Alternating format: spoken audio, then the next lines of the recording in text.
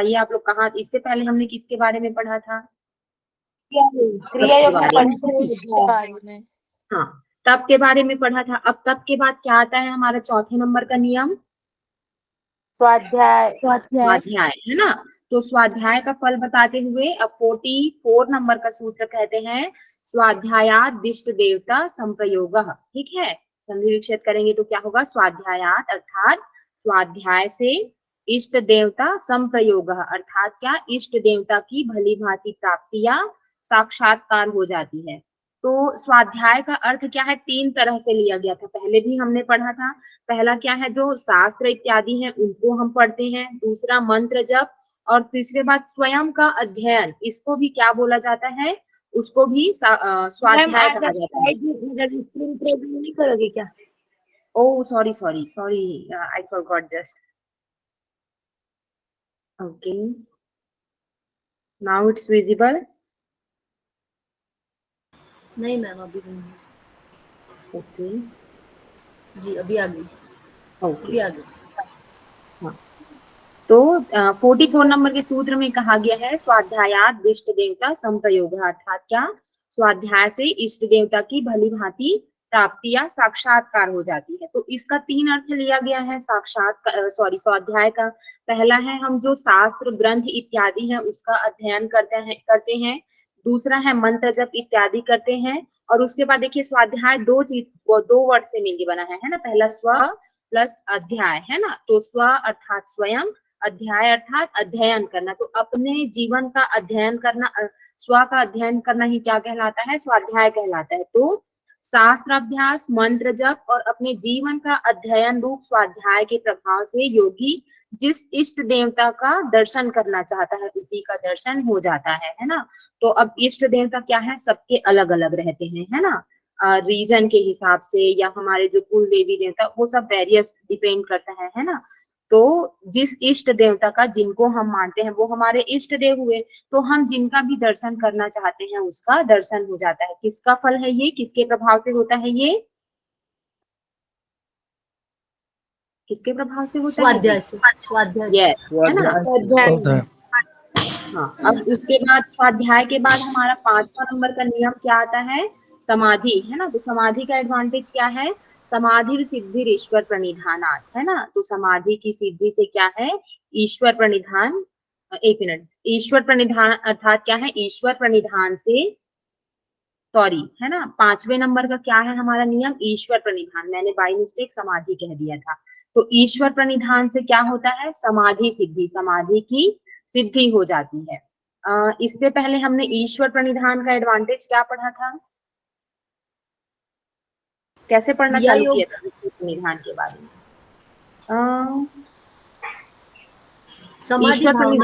समाधि भावनार्थ क्लेश तनु करनार्थ ऐसे कहा था। अच्छा, ओके, है, हाँ, है ना। और फिर उसके बाद इससे पहले जब क्या बोलते हैं, ईश्वर प्रणिधान के बारे में और कहीं पर भी पढ़ा है ना जी? समाधि पाठ में ईश्वर के शरण, उसके नियम का, उसके लीला का, उसके गुण का, उस श्रवण कीर्तन करना। हाँ, एक मिनट, 23 नंबर का सूत्र क्या है एक बार बोलिए तो? ईश्वर प्रणिधानात् वा। हाँ, यस, है ना। तो वहां पर भी ईश्वर प्रणिधान के बारे में क्या है? चर्चा की गई है। तो क्यों किया गया है वहां पर ईश्वर प्रणिधान का चर्चा? वृत्ति सारूप्य मित्रत्र, तभी उसका उपाय के हिसाब से बताया। नहीं, एग्जैक्टली वहां पर लिखा क्या है? जैसे संबंध लिखा रहता है ना। तो वहां पर बताया गया रहता है कि क्यों हम ये चीज पढ़ रहे हैं। समाधि का सुगम उपाय बताया था ईश्वर यस, एग्जैक्टली, है ना। उसको क्या बोला गया है? निर्वीत समाधि का सुगम उपाय है।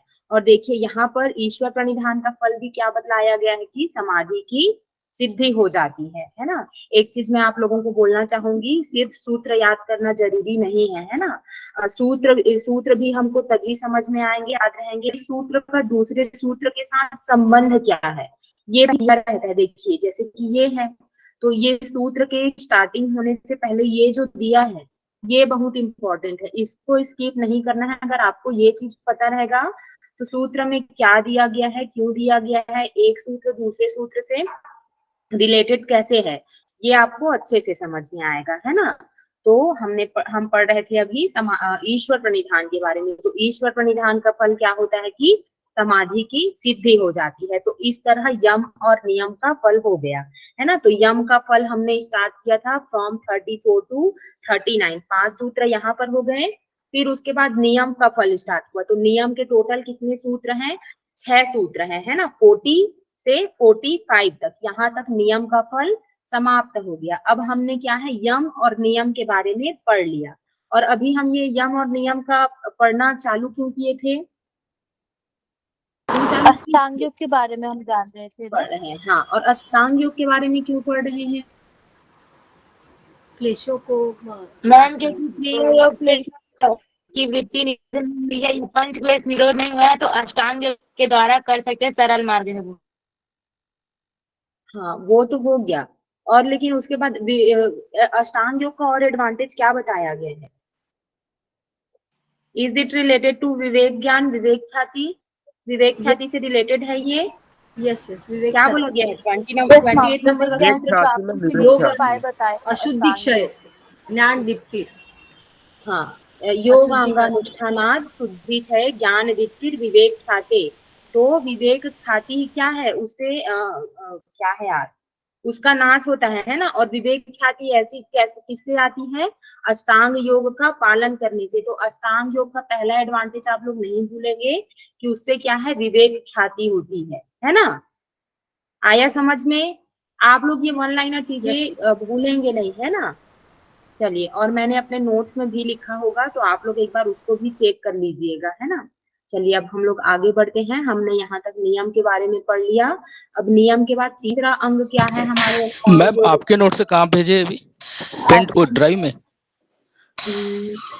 मैंने ग्रुप में भेजा ग्रुप है, में शेयर है ना? किया हुआ है। जी जी हाँ, ठीक है। आप लोग उसमें देख लीजिएगा। चलिए, पहले बताइए, अब मैंने जो क्वेश्चन किया है, हमने यम और नियम के बारे में पढ़ लिया, अष्टांग योग पढ़ रहे हैं। तो अब अष्टांग योग का तीसरा अंग क्या है? आसन। आसन, यस। और अष्टांग योग कौन से नंबर के सूत्र में दिया गया है? बोलो ना जी। 29। यस, वेरी गुड, है ना। 29 नंबर के सूत्र में हमारा अष्टांग योग दिया गया है। तो इस तरह 45 तक हमारे नियम का फल समाप्त होता है। अब 46 से हम लोग पढ़ना चालू करेंगे आसन के बारे में। तो आप लोग नंबर्स को ना क्लियरली याद रखिएगा। एक्चुअली साधन पाठ सबसे ज्यादा इजी है ना, कि इसमें कहाँ से कहाँ तक कौन कौन सा सूत्र दिया है, बस इसको आपको याद रखना है। तो 35 से हमको 34 से 45 तक यम और नियम के फल के बारे में दिया गया। अब 46 से हम लोग किसके बारे में पढ़ना चालू कर रहे हैं? आसन के बारे में, है ना। तो अब यहाँ तक यम और नियमों का फल सहित वर्णन किया गया। अब आसन के लक्षण, उपाय और उसका क्या है, फल क्रम से बतलाते हैं। तो पहले नंबर के मतलब 46 नंबर के सूत्र में हम क्या पढ़ेंगे? आसन का लक्षण। और फिर उसके बाद 47 में हम किसके बारे में पढ़ेंगे? उपाय। और 48 नंबर का सूत्र है, उसमें क्या दिया गया है? उसके फल के बारे में, है ना। तो अब लक्षण क्या है आसन का? तो इस संबंध में महर्षि पतंजलि जी हमारा 46 नंबर का सूत्र है, कहते हैं स्थिर सुखम आसनम। ठीक है। तो स्थिर सुखम अर्थात क्या है? निश्चल या हिलन चलन से रहित। स्थिर मतलब एक ही स्थान पर, निश्चल है ना, हिलना डुलना नहीं है। सुखम अर्थात क्या है? सुख पूर्वक बैठने का नाम ही क्या है? आसनम, आसन है ना। तो निश्चल या स्थिर होकर के सुख पूर्वक हम किसी भी आसन में बैठते हैं, उसका नाम, उसको क्या कहते हैं? आसन कहते हैं। अब आसन क्या है, थोड़ा और अलग भी होता है, तो आगे उसको व्याख्या में बोला गया है ना। तो हठ योग में आसनों के बहुत भेद बदलाए गए हैं। बताइए, घेरण संहिता और हठ प्रदीपिका में कितने आसनों के बारे में बताया गया है? 15 आसन बताए हैं हठ प्रदीपिका में, और घेरण ओके, संहिता में 32। हाँ, है ना। क्या बोलते हैं, 32 आसन बताए गए हैं हमारे घेरण संहिता में, और 15 आसन बताए गए हैं हमारे क्या है जी, हठ प्रदीपिका में। आप लोगों को 32 आसनों के नाम याद है? किसी मैम को सूत्र सीक्वेंस याद से है? तो नहीं है, नहीं सीक्वेंस से याद नहीं है, लेकिन ये पता है कितने मतलब कौन कौन से हैं। आप लोग सूत्र याद कीजिएगा, है ना। चलिए, ठीक है। अब उसके बाद हम लोग आगे बढ़ते हैं। तो हठ योग में आसनों के बहुत भेद बतलाए गए हैं, परंतु यहाँ सूत्रकार ने उनका वर्णन नहीं करके बैठने का तरीका साधक की इच्छा पर ही छोड़ दिया गया है, मतलब इसमें आसनों के टाइप नहीं बताए गए हैं। एक्चुअली एक दिन ग्रुप में डिस्कशन हो रहा था ना कि आसनों के मतलब प्रकार इत्यादि के बारे में, आई थिंक अमी मैम ने कुछ रिप्लाई किया था उसमें। तो इसमें क्या है, प्रकार के बारे में नहीं बतलाया गया है ना। इसमें क्या है, बैठने के तरीके को ही साधक की इच्छा पर, मतलब आपको जैसा बैठना है जिसमें आप स्थिर होकर लंबे समय तक सुख पूर्वक बैठ सकते हैं, वही क्या है, आसन है। अर्थात भाव यह है कि जो साधक अपनी योग्यता के अनुसार जिस रीति से बिना हिले डुले स्थिर भाव से सुख पूर्वक बिना किसी प्रकार की पीड़ा के बहुत समय तक बैठ सके, वही आसन उसके लिए उपयुक्त है। मतलब आपके लिए किसी भी प्रकार का बंधन नहीं रखा गया है कि आपको अपना जो या एक हील है वो अपोजिट लेग पे रख के बैठना है, पद्मासन पे बैठना है, गोमुख आसन में, या इस सिद्धासन, स्वास्तिक आसन इत्यादि सब के बारे में नहीं बताया गया, मेथड नहीं डिस्क्राइब किया गया है। बस ये बोल दिया गया है कि जिसमें आप बिना हिले डुले बहुत समय तक बिना पीड़ा के, है ना, खुशी खुशी शांति से बैठ सके, वही क्या है, आपका आसन है। इसके सिवा जिस पर बैठकर साधन किया जाता है उनका नाम भी आसन है, अतः वह भी स्थिर और सुखपूर्वक बैठने लायक होना चाहिए। मतलब जिस पर बैठ करके हम साधन करते हैं, अभ्यास करते हैं, है ना, उसको भी साधन कहा जाता है। सपोज हम अपना योगा प्रैक्टिस किस पे करते हैं, हमारा जो योगा मैट है तो वो हमारे लिए क्या हुआ, आसन। और पुराने समय में आपने घर वगैरह में देखा होगा, है ना, मूवीज वगैरह में आसन ग्रहण कीजिए बोलते हैं, है ना। तो जिस पर हम बैठते हैं उसी को क्या बोला जाता है, आसन बोला जाता है। संस्कृत में भी कुर्सी को आसनदह बोलते हैं, है ना। तो जिस पर हम बैठते हैं या जैसे बैठते हैं उसको क्या बोला जाता है, आसन कहा जाता है। अब ये हो गया आसन का क्या लक्षण। अब उसके बाद 47 इसी से यस, डाउट था इसी सूत्र से कि जैसे आसन का आपने बताया तो इसमें हम शवासन भी कंसीडर कर सकते हैं क्या? तो जैसे हाँ इसमें आप, बैठने का या ऐसा कुछ बोला है तो हाँ बिना हिले डुले, लेकिन आपको उसमें साधन करना है ना, साधना करनी है उस आसन पे बैठ करके, ठीक है। आसन वो आसन ही है, शवासन भी तो एक आसन ही है ना। तो साधना के लिए जिस तरह से बिना हिले डुले आप लंबे समय तक बैठ सकते हैं, वही क्या है, आसन है। इसमें क्या है, देखिए पर्टिकुलर मेथड नहीं डिस्क्राइब किया गया है, और एकदम डिटेल से पढ़ना है ना तो आप लोग पातंजल योग प्रदीप पढ़िए, है ना। उसमें आई थिंक आसनों के टाइप्स के बारे में डिस्क्राइब किया गया है ना। कितने आसन, कुछ तो आसन बताए गए हैं उसमें, वहां पर डिस्क्राइब किया गया है। अब उसके बाद हम लोग यहाँ पर देखते हैं 47 नंबर का जो हमारा सूत्र है उसमें उपाय के बारे में, कि आसन को सिद्ध करने का उपाय क्या होता है ना। तो प्रयत्न शैथिल्यानंत समापत्तिभ्याम, है ना, प्रयत्न शैथिल्यानंत समापत्तिभ्याम। अर्थात एक चीज आप लोग बताइए, समापत्ति word is related to what, किसके लिए यूज होता है हमारा समापत्ति वर्ड, किससे रिलेटेड है वो? संप्रदाय समाधि। ओके, वेरी गुड हेमलता, है ना, वेरी गुड। तो क्या कहा गया हमारा, प्रयत्न की शिथिलता से, है ना, ये हुआ प्रयत्न और ये शैथिल्य, है ना। तो प्रयत्न की शिथिलता से, और फिर उसके बाद क्या दिया गया यहाँ पर, अनंत। और अनंत अर्थात क्या, परमात्मा में क्या है, मन को लगाने से समापत्ति ध्यान, वो क्या है, आसन हमारा, मतलब उसी में मन लगाने से क्या है, सिद्ध होता है। तो शरीर को सीधा और स्थिर करके सुखपूर्वक बैठ जाने के बाद शरीर संबंधी सब प्रकार की चेष्टाओं का त्याग कर देना ही प्रयत्न की शिथिलता है। मतलब एक बार बैठ गए उसके बाद एडजस्ट करने में हमको कोशिश नहीं करना है, वही क्या है, प्रयत्न की शिथिलता है। इससे और परमात्मा में मन लगाने से, इन दो उपायों से आसन की सिद्धि होती है। तो आसनों की सिद्धि का उपाय क्या है, दो उपाय बताए गए हैं। पहला क्या है, हमको हमारा मन है वो कहाँ गया जी, प्रयत्न की शिथिलता, ये पहला उपाय हुआ। और उसके बाद दूसरा उपाय क्या है, परमात्मा में मन लगाने से। तो इन दो उपायों से क्या है, हमारा आसन सिद्ध होता है। आया समझ में? Is it clear? Yes ma'am. हाँ, अब उसके बाद हमने आसन के लक्षण और उपाय देख लिए। अब उसके बाद आसन के फल के बारे में बतलाया गया है ना। तो अब 48 नंबर का सूत्र कहते हैं तत्वद्वंद्वान अभिघातः, ठीक है। तो तत्व का अर्थ किससे है, इससे पहले हम किसके बारे में पढ़ रहे हैं, आसन के बारे में। तो तत् का अर्थ है उस आसन से, है ना। तो उस आसन की सिद्धि से द्वंद्व, द्वंद्व का अर्थ क्या होता है, जो कुछ भी हम सहन करते हैं ना, शीत उष्ण इत्यादि, तो उन द्वंद्वों का क्या है, अभिघातः, घात नहीं लगता है, अर्थात आसन सिद्धि हो जाने से शरीर पर सर्दी गर्मी आदि द्वंद्वों का प्रभाव नहीं पड़ता। शरीर में उन सबको बिना किसी प्रकार की पीड़ा के सहन करने की शक्ति आ जाती है, अतः वे द्वंद्व चित्त को चंचल बनाकर साधन में विघ्न नहीं डाल सकते। अब इसको ये एकदम टफ नहीं है ना समझना। अब देखिए आप लोगों ने देखा होगा कि हिमालय पे या फिर ऐसे बहुत सारे जगहों पे साधु संत लोगों को एकदम बहुत कम ही कपड़ों में बर्फबारी हो रही है पर भी बैठ के क्या है, साधना करते हुए दिखाया जाता है।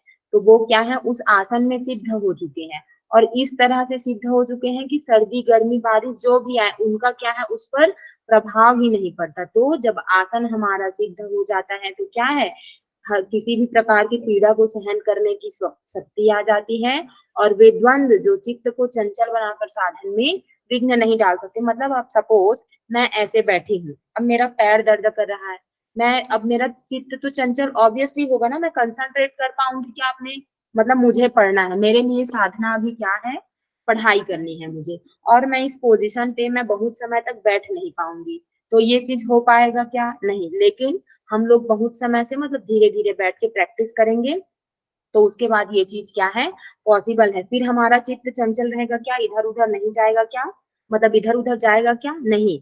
तो प्रैक्टिस मैं करूंगी फिर उसके बाद ये सब प्रॉब्लम्स नहीं होगा, है ना।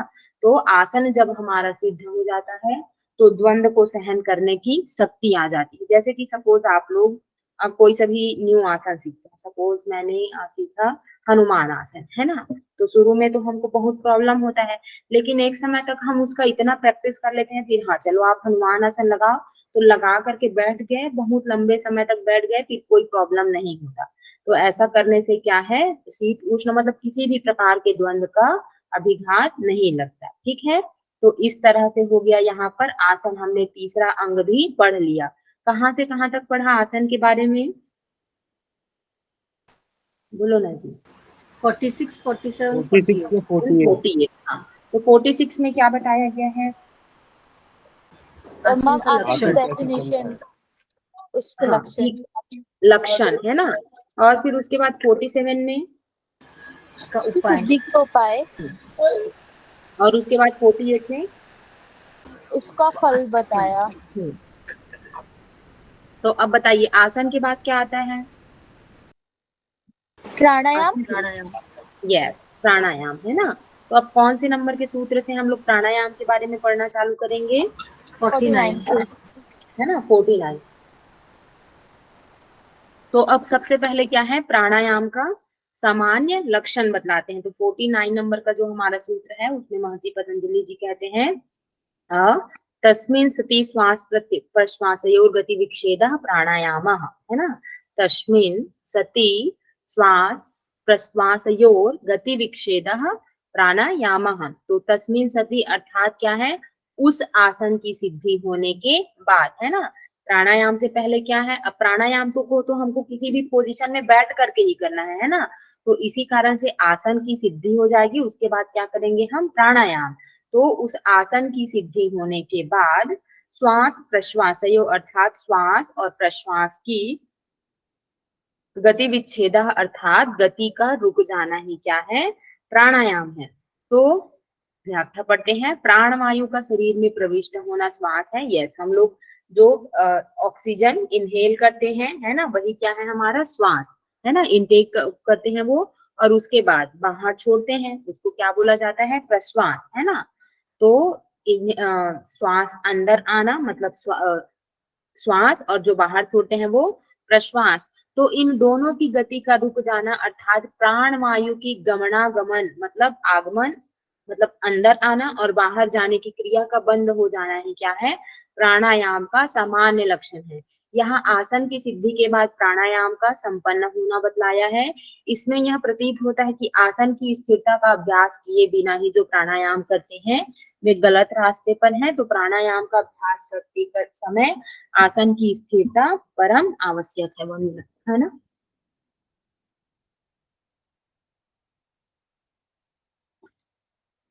ओके, तो अब यहाँ तो आप लोगों को समझ में आया कि प्राणवायु का क्या है, दोनों की गति का मतलब श्वास और प्रश्वास की गति का रुक जाना ही क्या बोला गया है, यहाँ पर प्राणायाम बोला गया है। अलग अलग जगह पर अलग अलग डेफिनेशन बताया गया है ना, तो यहाँ पर ये बतलाया गया।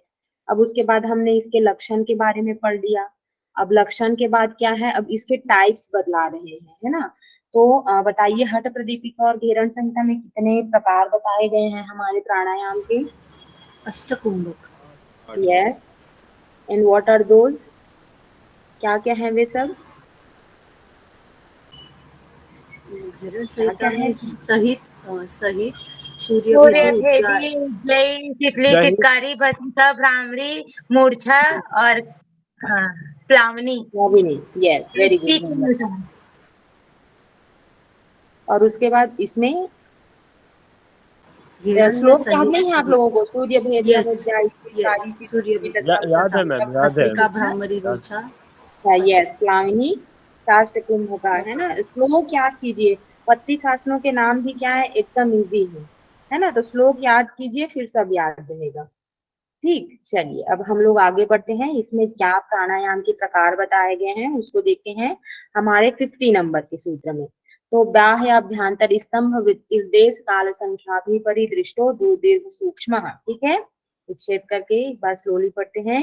बाह्य अभ्यंतर स्तंभ वृत्ति देश काल संख्या भी परिदृष्टो दीर्घ सूक्ष्म।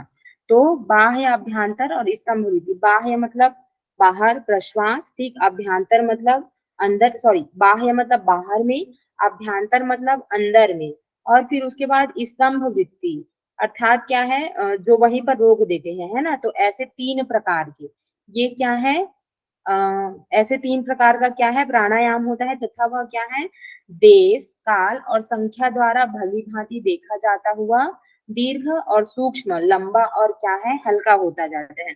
व्याख्या में पढ़ेंगे तो ज्यादा अच्छे से समझ में आएगा। तो अगले सूत्र में जिस प्राणायाम के लक्षण किए गए हैं उसे चौथा प्राणायाम बताया गया। मतलब इसमें 3 प्रकार के प्राणायाम बताए गए हैं। नेक्स्ट मतलब हमारा कौन से नंबर का सूत्र, अभी किसके बारे में पढ़ रहे हैं, कौन से नंबर के सूत्र के बारे में? 50। 50। तो नंबर 50, के बारे में। हाँ, 51 में क्या है, चौथा प्राणायाम बतलाया गया है। तो इससे यह सिद्ध होता है कि इस सूत्र में 3 प्रकार के प्राणायामों का क्या है, वर्णन किया गया है। तो इसमें क्या है, 3 प्रकार के प्राणायाम है ऐसा करके तो क्लियरली बोला नहीं गया है ना। लेकिन चौथे नंबर के सूत्र में बता गया कि क्या है जी, चतुर्था है ऐसा करके कुछ है ना।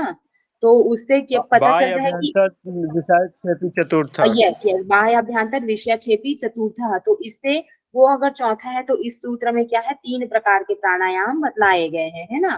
तो उन तीनों प्रकार के प्राणायाम को साधक देश काल और संख्या द्वारा देखता रहता है कि वे किस अवस्था तक पहुंच चुके हैं। इस प्रकार परीक्षा करते करते हुए प्राणायाम जैसे जैसे उन्नत होते जाते हैं वैसे ही वैसे उसमें लंबाई और हल्कापन बढ़ता चला जाता है। मतलब देखो क्या है, सबके प्राणायाम करने का तरीका अलग है, मतलब कैपेसिटी अलग होती है ना। हो सकता है मैं 20 काउंट तक इनहेल करूं और आप लोग 50 काउंट तक इनहेल करो, है ना। एक्सेल का टाइम भी वैसी, मैंने 20 तक एक्सेल किया, आप लोग 50 तक एक्सेल करते हैं। अब होल्डिंग कैपेसिटी मैं ज्यादा सेकंड तक करूं, आप लोग मुझसे कम करें, है ना। तो इसको क्या है, देश काल और संख्या के द्वारा क्या है देखा जाता है, और वैसे ही वैसे उनमें लंबाई और हल्कापन बढ़ता चला जाता है। मतलब जो हमारी ब्रीदिंग की वो लंबाई तो आ गई, उसको हम लोग समय से करके मेजर करेंगे, लेकिन हल्कापन मतलब एकदम कई बार हम लोग इनहेल और एक्सेल करते हैं वो पता चलता है, लेकिन प्राणायाम करते हैं तो वो इतना हल्का, इतना स्मूथ होना चाहिए कि आपको भी पता ना चले कि आप सांस ले रहे हैं, सांस छोड़ रहे हैं, है ना। तो इसी से हल्केपन से अभिप्राय उस जो स्मूथनेस होती है ना प्राणायाम की, उसी से लिया गया है। तो इससे यह सिद्ध होता है कि स्तंभ वृत्ति रूप तृतीय प्राणायाम में भी देश का संबंध रहता है, अन्यथा वह देश काल और संख्या परिदृष्ट कैसे होगा। देश का अर्थ स्थान से है ना। मतलब कहाँ पर आप लोग रोक रहे हैं और कहाँ तक सांस आ रही है जा रही है, ये है हमारा देश। काल अर्थात कितने समय तक कर रहे हैं, और संख्या द्वारा मतलब कितने बार तक आप कर रहे हैं, है ना। तो ये सब क्या है, देश काल और संख्या का अभिप्राय उससे है। तो प्राणायाम के 3 भेदों को इस प्रकार समझना चाहिए। तो पहला है क्या, बाह्य वृत्ति, फिर दूसरा होगा अभ्यांतर वृत्ति और तीसरा होगा स्तंभ वृत्ति। तो बाह्य वृत्ति के बारे में पढ़ते हैं। तो प्राण वायु को शरीर से बाहर निकालकर, बाह्य वृत्ति तो प्राण वायु को शरीर से बाहर निकालकर बाहर ही जितने काल तक सुखपूर्वक रोक सके रोके रहना, और साथ ही साथ इन बात की भी परीक्षा करते रहना कि वह बाहर आकर कहाँ ठहरा है, कितने समय तक ठहरा, और उतने समय में स्वाभाविक प्राण की गति कितनी संख्या होती है। मतलब हमने क्या है, इनहेल किया, फिर उसके बाद एक्सेल कर दिया, आउटसाइड एक्सेल, तो इसको क्या बोलेंगे, बाह्य वृत्ति। तो सुखपूर्वक कितने समय तक रोके रहना है ना। अब बोल दिया भैया 20 काउंट तक एक्सेल करके आउटसाइड होल्ड करके रखिए, हाफने लग गए है ना, तो हाफने वाला नहीं, मतलब सुखपूर्वक आप जितने समय तक रोक सके है ना। और साथ ही साथ इस बात की भी परीक्षा करते रहना कि वह बाहर आकर कहाँ ठहरा है। मतलब उसको ना कैसे मेजर किया जाता है, मतलब किस स्थान तक आप जैसे एक्सेल कर रहे हैं तो वो कहाँ तक जाती है, तो स्थान से अभिप्राय उससे है ना। फिर कितने मैंने एक्सेल किया है ना, तो यहीं तक आ रहा है, यहाँ तक जा रहा है, इससे क्या है, इसका तात्पर्य देश से होता है ना। फिर उसके बाद किस समय तक ठहरा है, मतलब कितने समय तक आप कर पा रहे हैं, और उतने समय में मतलब जितने समय तक मैंने होल्ड किया है उसमें स्वाभाविक प्राण की गति, मतलब उतने समय में मैं और कितना श्वास इनहेल या एक्सेल कर लेती, उसकी संख्या क्या होती। तो यह क्या है, बाह्य वृत्ति प्राणायाम है। मतलब और इसे क्या है, रेचक भी कहते हैं। आउटसाइड जो हम एक्सेल करते हैं वही क्या है, हमारा रेचक या बाह्य वृत्ति प्राणायाम है, क्योंकि इसमें रेचन पूर्वक प्राण को रोका जाता है। रेचन का अर्थ क्या होता है, मतलब त्याग करते हैं हम, किसी भी चीज का बाहर निकालते हैं, उसको क्या बोला जाता है, रेचन बोला जाता है ना। तो इसमें क्या है, जो हमारा प्राण वायु है उसको हम आउटसाइड एक्सेल करते हैं, बाहर निकालते हैं, तो इस कारण इसको क्या है, रेचक कहा जाता है। और अभ्यास करते करते यह दीर्घ अर्थात क्या, लंबा अर्थात बहुत काल तक रुके रहने वाला, और सूक्ष्म अर्थात हल्का अनायास साध्य हो जाता है ना। देखिए अभ्यास करते करते क्या हो जाएगा, दीर्घ हो जाएगा, और सूक्ष्म अर्थात हल्का हो जाएगा, ठीक है। फिर उसके बाद दूसरा प्रकार है हमारा आभ्यंतर वृत्ति। समझ में आ रहा है ना, आ रहा है कि नहीं, एक्चुअली इतना टफ है नहीं, तो मैं भी समझ में सबको आ रहा होगा, यस ओके लेट्स कंटिन्यू। तो प्राण वायु को भीतर ले जाकर भीतर ही कितने काल तक सुखपूर्वक रुक सके रोके रहना, और साथ ही साथ यह देखते रहना कि आभ्यंतर देश में प्राण जाकर कहाँ रुकता है ना। तो भीतर ले जाकर हम जितने समय तक सुखपूर्वक रोके रह सकते हैं, और ये देखना उसके बाद कि वो जा करके अंदर कहाँ तक प्राण रुका है, यहाँ कितने काल तक सुखपूर्वक ठहरता है, और उतने समय में प्राण की स्वाभाविक गति की संख्या कितनी संख्या होती है। तो यह क्या है, आभ्यंतर प्राणायाम है। मतलब जैसा उसमें बाह्य वृत्ति में बताया गया था, एग्जैक्टली सेम क्या है इसमें बताया गया है, बस इसमें क्या है, हमको आउटसाइड होल्ड ना करके क्या है, जो हम इनहेल करते हैं है ना, वो वाली है आभ्यंतर वृत्ति। फिर इसे पूरक प्राणायाम भी कहते हैं, क्योंकि इसमें शरीर के अंदर ले जाकर क्या है, प्राण को रोका जाता है, शरीर के अंदर ले जाते हैं, तो इसको पूरक कहते ही है ना। तो अभ्यास बल से भी यह क्या है, दीर्घ और सूक्ष्म हो जाता है। दीर्घ और सूक्ष्म करके बोला गया है ना श्लोक में, तो अभ्यास के द्वारा यह भी क्या है, दीर्घ और सूक्ष्म हो जाता है। फिर अब तीसरे नंबर का जो हमारा प्राणायाम है उसका टाइप बताया गया है, स्तंभ वृत्ति। तो शरीर के भीतर जाने और बाहर निकलने वाली जो प्राण की स्वाभाविक गति है उसे प्रयत्न पूर्वक बाहर या भीतर निकलने या ले जाने का अभ्यास ना करके प्राण वायु स्वभाव से बाहर निकला हो या भीतर गया हो जहाँ हो, वही उसकी गति को स्तंभित कर देना या रोक देना, और यह देखते रहना कि प्राण किस देश में रुके हैं, कितने समय तक सुखपूर्वक रुके हैं। मतलब देखिए अब इसमें क्या बोला गया है कि बाहर निकाल दी है, एक्सेल कर दी है या इनहेल कर दी, तो जहां जैसा है वैसा ही उसे करके क्या है, रोक देना। तो इसी को क्या बोला जाता है, स्तंभ वृत्ति कहा जाता है। फिर इसमें सेम वही दिया गया, कितने समय तक सुखपूर्वक रुके रहते हैं, स्वाभाविक गति की संख्या कितनी होगी जितने समय में हम होल्ड किए रहते हैं। तो अभ्यास बल से भी क्या है, दीर्घ और सूक्ष्म होता है। कोई कोई टीकाकार इसे केवल कुंभक कहते हैं, और कोई कोई इसे चौथे प्राणायाम को केवल कुंभक कहते हैं। मतलब इसको only this one third one is स्तंभ वृत्ति। तो इस स्तंभ वृत्ति उसको क्या बोला जाता है, केवल, सॉरी कुंभक, है ना। और जो चौथे नंबर का प्राणायाम है उसको केवल कुंभक, ठीक है। तो आप लोग यहाँ पर कंफ्यूज नहीं होंगे, ये केवल कुंभक और ये केवल कुंभक। तो यहाँ पर देखिए इसको क्या बोलते हैं जी, मैं मात्रा का नाम भूल गई।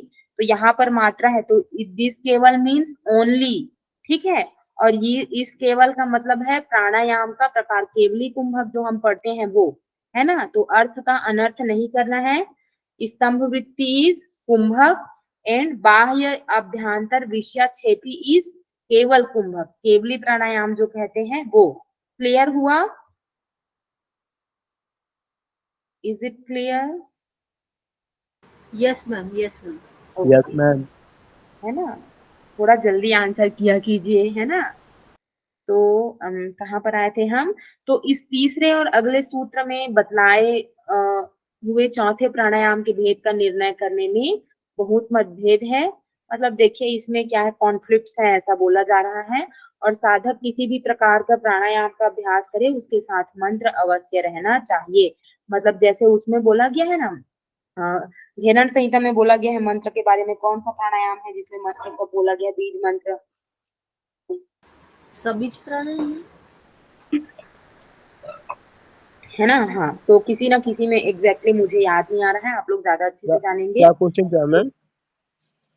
घेरण संहिता में मंत्र के साथ प्राणायाम करने के लिए बोला गया है ना, बीज मंत्र के मैम साथ। ये सहित कुंभक में नागर कुंडी बताया था ना। सागर और निगर जो सागर है उसमें मंत्र के साथ करना है, निगर में काउंटिंग के साथ करना है। सहित कुंभक, है ना। मैम सहित कुंभक में दो प्रकार का है, सागर निगर बीज मंत्र के साथ करते हैं। एक मिनट बीज है मंत्र ना। के साथ। हाँ ठीक है, आप लोगों को क्लियर हो गया? Yes ma'am. सहित मैम कुंभक, सहित है ना। कुंभक को ही सगर भी बोलते हैं ना। हाँ मतलब अब मैं थोड़ा सा भूल गई हूँ, मैं एकदम क्लियर नहीं हूँ। बस मुझे अभी नाम याद है कि इसमें क्या है कैसा है, ये चीज मुझे याद नहीं है, है ना। वो 2 साल पहले पढ़ा था। यस, चलिए हम लोग कंटिन्यू करते हैं। तो चौथे प्राणायाम का वर्णन करते हैं। तो बाह्य अभ्यांतर विक्षाक्षेपी चतुर्थः। तो बाहर, बाह्य मीन्स बाहर और अभ्यांतर मीन्स भीतर। तो बाहर और भीतर के विषयों का त्याग कर देने से अपने आप होने वाला, ठीक है, क्या है हमारा चौथा प्राणायाम है।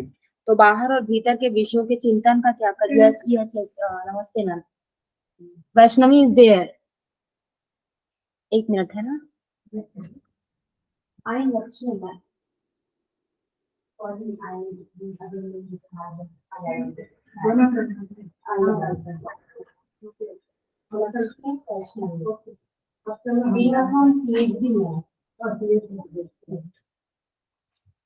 तब तक आप लोगों में से कुछ ये बताया गया क्या, जैसे अभी हमने बाह्य अभ्यंतर स्तंभ वृत्ति पढ़ा, तो फिर उसके बाद से दोबारा बाह्य अभ्यंतर बताया, तो ये फोर्थ टाइप कैसे हुआ?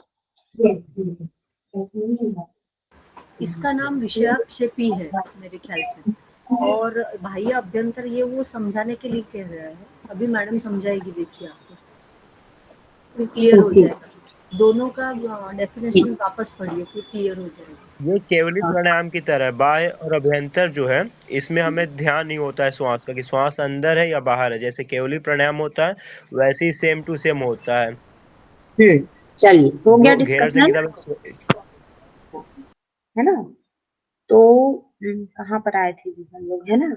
तो बाहर और भीतर के विषयों के चिंतन का त्याग कर देने से, अर्थात इस समय प्राण बाहर निकल रहे हैं या भीतर जा रहे हैं अथवा चल रहे हैं कि ठहरे हुए हैं, है ना। मतलब इनहेल कर रहे हैं, एक्सेल कर रहे हैं, या फिर वो हम उसको होल्ड करके रखे हैं। तो इन सब की जानकारी का त्याग करके मन को इष्ट चिंतन में लगा देने से, है ना, हम इन सब को छोड़ करके, मतलब देखिए प्राणायाम कर रहे हैं तो कब इनहेल करना है, एक्सेल करना है, होल्ड करना है ना। तो इस चीज पर हमको फोकस करना रहता है। लेकिन इन सब को छोड़ करके हम क्या है, केवल इष्ट चिंतन में, हमारा इष्ट देव के बारे में जब हम सोचने में अपने मन को लगा देंगे, और देश काल और संख्या के ज्ञान के बिना, है ना, मतलब वो बाहर में है, सब श्वास हमारा की अंदर में है, या हमने होल्ड किया है, कितने समय तक किया है, कितने संख्या तक किया है, तो इन सब के ज्ञान के बिना ही जो अपने आप प्राणों की गति जिस किसी भी देश में रुक जाती है वही क्या है, चौथा प्राणायाम है। तो केवली प्राणायाम में बोला गया है ऑटोमेटिक जो होता है अपने आप होता है वही क्या है हमारा केवली प्राणायाम है। तो एग्जैक्टली सेम क्या है हमारा बाह्य अभ्यांतर विक्षाक्षेपी प्राणायाम है ना। और यह पहले बतलाए हुए 3 प्रकार के प्राणायामों से सर्वथा भिन्न है। यह बात दिखलाने के लिए सूत्र में क्या है चतुर्था पद का प्रयोग किया गया है। तो यह अनायास मतलब क्या है अपने आप ऑटोमेटिकली होने वाला राजयोग का प्राणायाम है। और राजयोग मतलब क्या है अष्टांग योग को ही बोला जाता है ना।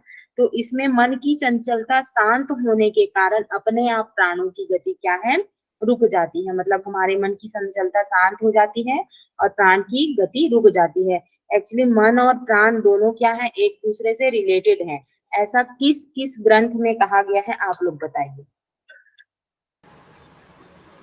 चले बातें चलम चित्तम का यहाँ आएगा ना। It's 2.2 in her Hatha Gita Deepika. में And what about Bhagavad Gita? भगवत नहीं चंचल है ना। और आई थिंक श्वेता उपनिषद में भी इसका वर्णन किया गया है ना। वो दुष्ट घोड़े की भांति ऐसा करके आप लोग पढ़ेंगे। योग एग्जैक्टली वशिष्ठ मुझे में याद भी नहीं है है मेरे लेकिन ख्याल से। मुझे वही याद आ रहा है ना। तो मन की चंचलता शांत होने के कारण अपने आप प्राणों की गति रुकती है। और पहले बतलाए हुए प्राणायामों में क्या है प्रयत्न द्वारा प्राणों की गति को रोकने का अभ्यास करते करते प्राणों की गति का निरोध होता है। यही इसकी विशेषता है। मतलब इसमें क्या है हम एफर्टलेस होते हैं अनायास अपने आप होता है। लेकिन बाकी जो आपको इनहेल करने के लिए श्वास ले रहे हैं पूरक कर रहे हैं एफर्ट लगाना पड़ रहा है। एक्सेल बोल रहे हैं मतलब प्रश्वास जब करना है ना। दूसरे नंबर का प्राणायाम मतलब बाह्य वृत्ति तो उसमें भी एफर्ट लगाना पड़ रहा है। होल्ड बोल रहे हैं कुंभक करने को बोल रहे हैं तो उसमें भी आपको एफर्ट करना है। लेकिन ये जो हमारा चौथे नंबर का प्राणायाम है कि ये ऑटोमेटिकली होगा अनायास ही होगा है ना। तो यही इसमें मतलब चौथे नंबर के प्राणायाम और बाकी 3 प्रकार के प्राणायाम में क्या है डिफरेंस है। आया आप लोगों को समझ में?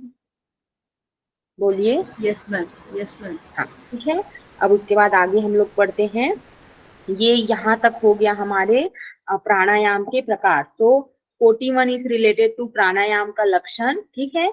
And 50 and 51 is related to pranayama का प्रकार।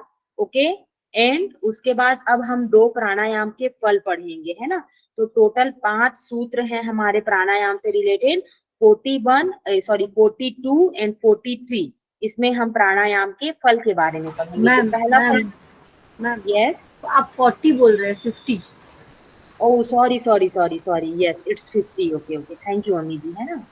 तो 52 and 53 is related to प्राणायाम का फल है ना। तो 52 में बोला गया है ततः क्षीयते प्रकाशावर्णम है ना।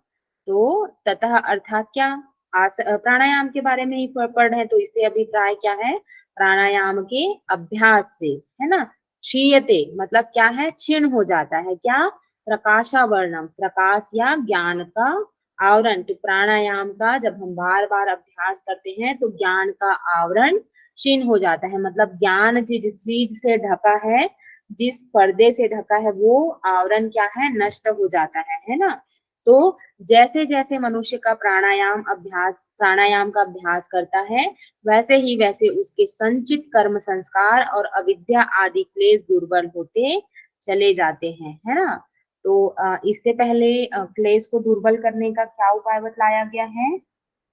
पहला उपाय क्या था क्रिया योग क्रिया योग है ना। अब योग। यहाँ पर क्या बोल रहे हैं हम जैसे जैसे प्राणायाम करते हैं तो हमारे कर्म संस्कार और क्लेश क्या है दुर्बल होते चले जाते हैं। और ये कर्म संस्कार और अविद्या आदि क्लेश ही क्या है ज्ञान का आवरण है।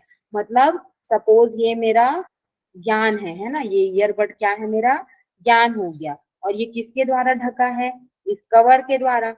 तो ये कवर क्या क्या है कर्म है हमारे और जो संस्कार है हमारे और अविद्या आदि जो क्लेश है उसके अंदर क्या है हमारा ये ज्ञान ढका हुआ है। तो जब हम प्राणायाम का अभ्यास करते हैं तो ये कर्म संस्कार और अविद्या आदि क्या है ये सब नष्ट हो जाते हैं। और इस पर्दे के कारण ही मनुष्य का ज्ञान क्या है ढका रहता है अतः वह मोहित हुआ रहता है।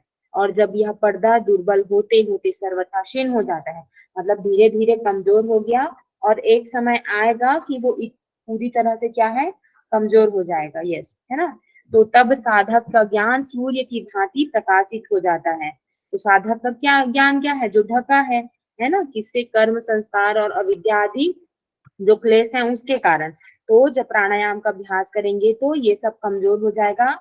तो जो ज्ञान है वो क्या है, सूर्य की भांति प्रकाशित हो जाएगा। और ऐसा और किसमें लिखा गया है, हमारा जो गीता है उसका 5वां अध्याय का 16वें नंबर का हमारा जो सूत्र है वहां पर, है ना। तो इसलिए साधक को प्राणायाम का अभ्यास अवश्य ही करना चाहिए, है ना। अब उसके बाद दूसरा फल बतला रहे हैं। पहला नंबर का फल हमने बतला दिया, महर्षि पतंजलि जी ने बतला दिया 52 नंबर के सूत्र में। और उसके बाद अब दूसरा फल क्या है, तो 53 है ना। तो 53 नंबर के सूत्र में कहते हैं धारणा सूचा योग्यता मनसः, अर्थात पहला हो गया। अब उसके बाद दूसरा कह रहे हैं धारणाओं में मन की योग्यता आ जाती है। मतलब अचानक से ऐसी किसी को ध्यान करने बोलेंगे तो होगा क्या, नहीं होगा। अब धारणा, तो ध्यान से पहले क्या करना पड़ेगा, धारणा। लेकिन धारणा भी इजी थोड़ी ना है ना।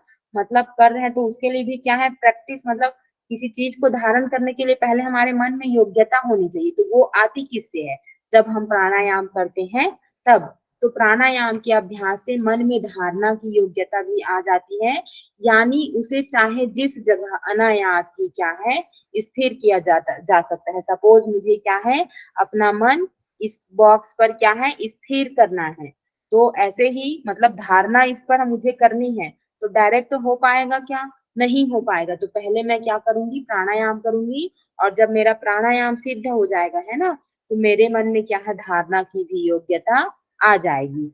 तो इस तरह से हुआ हमारा यम, नियम, आसन और प्राणायाम, है ना। तो यम के फल के बारे में हमने कहाँ से पढ़ना चालू किया, फ्रॉम 34 टू 39, है ना। फिर नियम के बारे, ये फल के बारे में कहाँ से कहाँ तक पढ़ा, 40 to 40 to 45। 45। 40 to 45, yes. उसके बाद आसन के बारे में 46 to 46, 48। 47, 48। 48, yes, very good. और उसके बाद फिर प्राणायाम के बारे में 49 to 49 to 50। 53। 49 से 53, 49, 50, 51, 52, 53, है ना। 5 श्लोक हुए, है ना। हाँ, 5 श्लोक। अब उसके बाद हमने यहाँ तक प्राणायाम के बारे में पढ़ लिया। अब प्राणायाम के बाद नेक्स्ट हमारा क्या आता है, 43 तक हो गए हैं, है ना। तो 44 एक्चुअली 11 सूत्र और बचे ना, तो 2 सूत्र और देख लेते हैं। फिर एक मिनट देखिए मैम मेरा 2 ही बात। सूत्र बचे अभी। अच्छा, okay okay okay okay. Actually मैं इसको अभी भी 40 में 4 ही देख समझ रही रही, हूँ। हाँ हाँ, ठीक है, सॉरी सॉरी। अब 2 ही सूत्र और बचे हैं तो हम पढ़ लेते हैं उसके बारे में, है ना।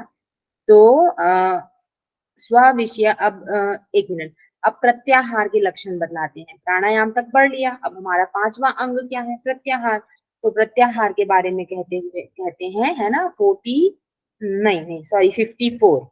तो स्व-विषय संप्रयोगे चित्त स्वरूपानुकार इवेन्द्रिया नाम प्रत्याहारः, है ना।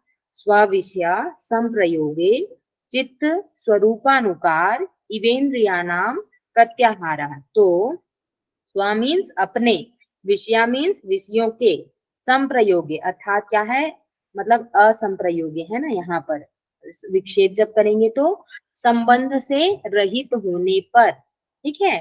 फिर चित्त स्वरूपानुकार अर्थात जो चित्त के स्वरूप में तदाकार सा हो जाता है। चित्त के स्वरूप में अनुकार मतलब क्या है, तदाकार सा हो जाना ही क्या है, इवेन्द्रिया नाम, सॉरी इव, ठीक है। और यहाँ पर इंद्रिया नाम, तो इंद्रियों का वही क्या है, प्रत्याहार है। तो एक मिनट, अपने विषय के संबंध से रहित होने पर इंद्रियों का जो चित्त के स्वरूप में तदाकार सा हो जाना ही, है ना। मतलब इंद्रियां क्या है, अपने विषय से संबंध नहीं रखेंगी, उनसे विक्षेप हो जाएगी और चित्त के स्वरूप में उसी के जैसा हो जाएगी, है ना।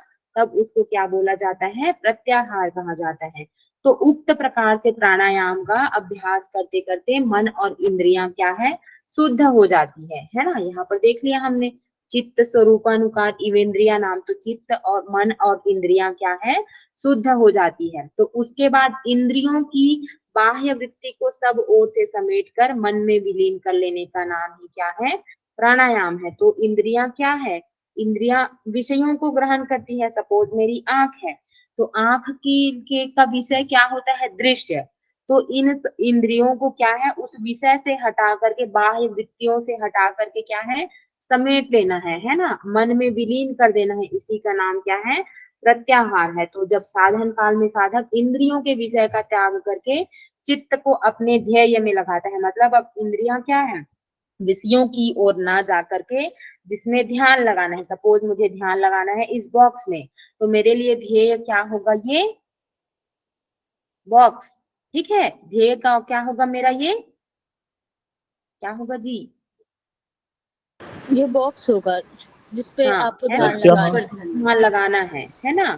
तो उस समय जो इंद्रियों का विषयों की ओर ना जाकर चित्त में विलीन हो जाना, मतलब क्या है, अब ध्यान में इसमें लगा रही हूँ, तो इंद्रियां क्या है, विषयों की ओर जाएंगी, आकर्षित होगी। तो अब उन सब में ध्यान न जाकर जो मेरा ध्येय है उसमें जब विलीन सा हो जाएगा, तब यही क्या है, प्रत्याहार सिद्ध होने की पहचान है। चित्त में मतलब मेरी इंद्रियां चित्त के साथ विलीन हो गई, तो वही प्रत्याहार सिद्ध होने का पहचान है।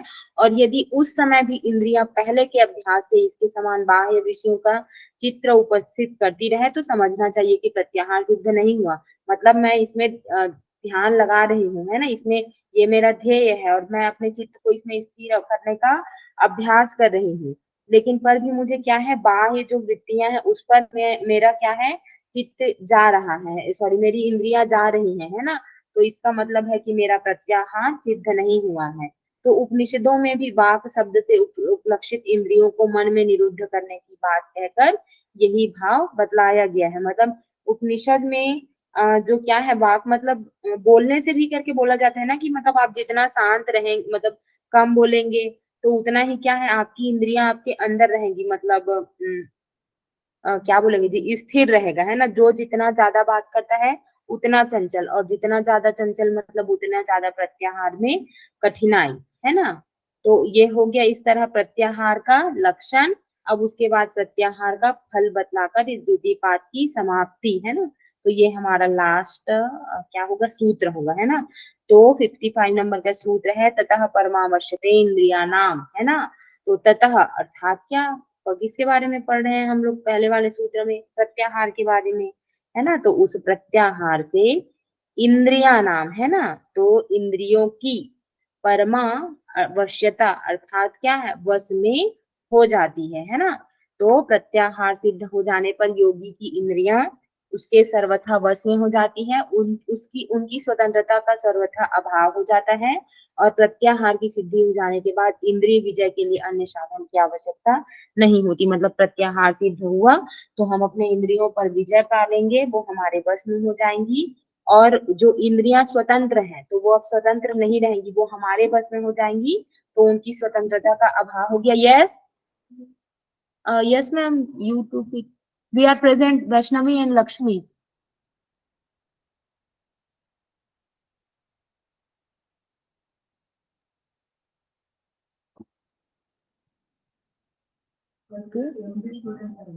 Yeah, we are PhD students, ma'am.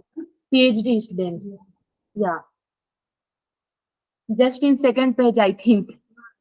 हाँ, okay, ma'am. Yeah. Thank you, ma'am. Okay है ना, क्या पढ़ रहे थे हम लोग, है ना। हाँ, तो उनकी स्वतंत्रता का सर्वथा अभाव हो जाता है, और प्रत्याहार की सिद्धि हो जाने के बाद इंद्रिय विजय के लिए अन्य साधन की आवश्यकता नहीं रहती है ना।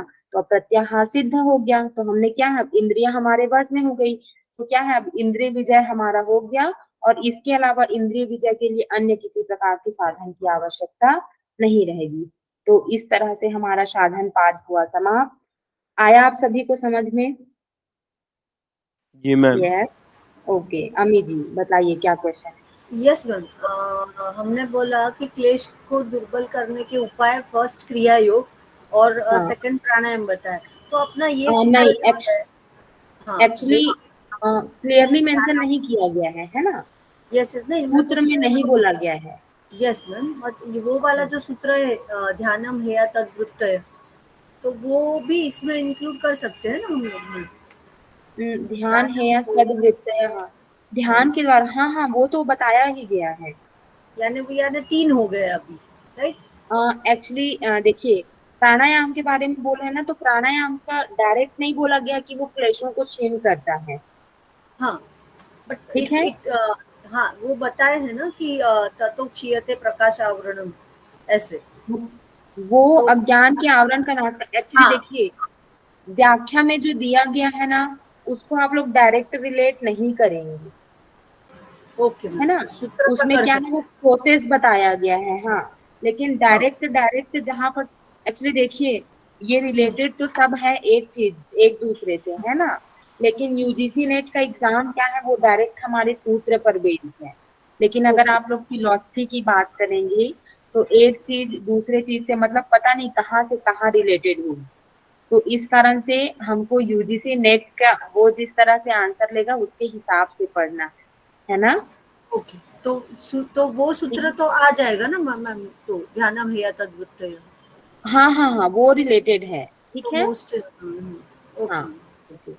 और एनी डाउट?